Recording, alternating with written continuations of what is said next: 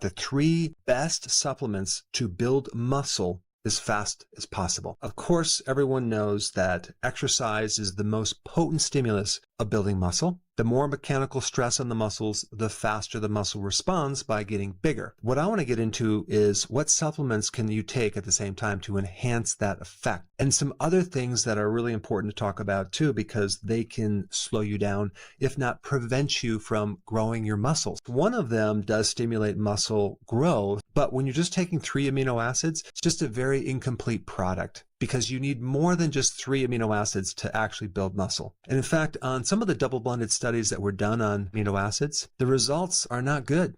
It really doesn't do anything for your muscles. So that's going to be a waste of time.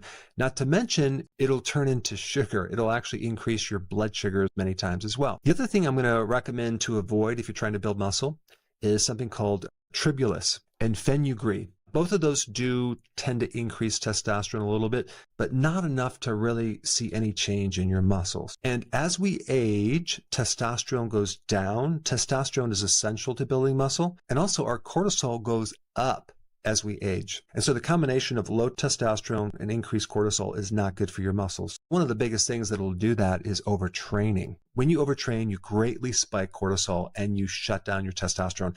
That's directly going to affect your muscles. And testosterone actually comes from cholesterol. I don't recommend you go on a low-fat diet or a low-cholesterol diet, let alone take this medication called statins, because statins block cholesterol, which will tank your testosterone and prevent you from developing your muscles. Another big barrier in developing muscles is having insulin resistance, and that comes from usually consuming way too much carbohydrates, as well as eating frequently with all the different snacks. And a lack of sleep is a huge factor in developing your muscles. Since most of the muscle growth occurs when you're sleeping, if you're not sleeping, that could be a big barrier.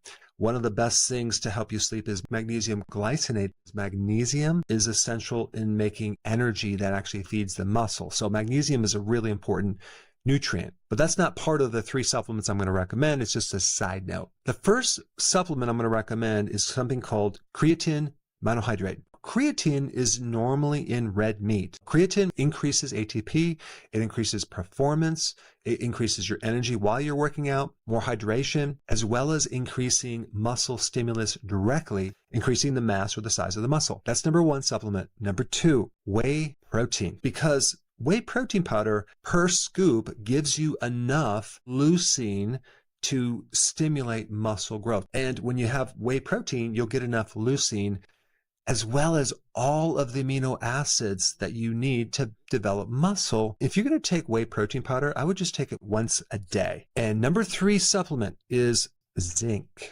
because zinc increases testosterone. Even if you're mildly deficient in zinc, you will have less production of testosterone. Testosterone is very, very important in developing muscle size and strength. And like I said before, as we get older, when our testosterone goes down, we just cannot develop muscle like we used to. Now, let me shift gears to the food that you should eat. Now, if we're trying to build muscle, we want to eat muscle, okay?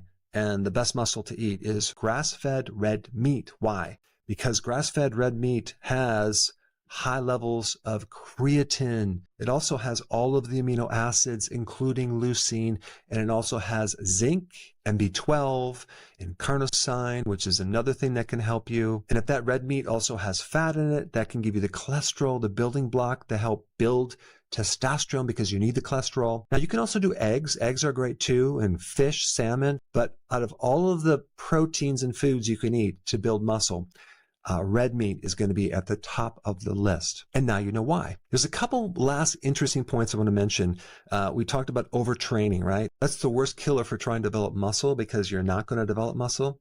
You're going to spike cortisol and you're going to reduce testosterone. It's going to affect your cognitive function, and it's going to increase your appetite. It's going to cause you to eat the wrong foods. There's also a protein called myostatin that inhibits your muscle growth. You have this protein that kind of keeps you from growing muscles too big. And it just so happens that when you do heavy training, resistant exercise training, you inhibit that protein. And creatine also decreases that protein as well.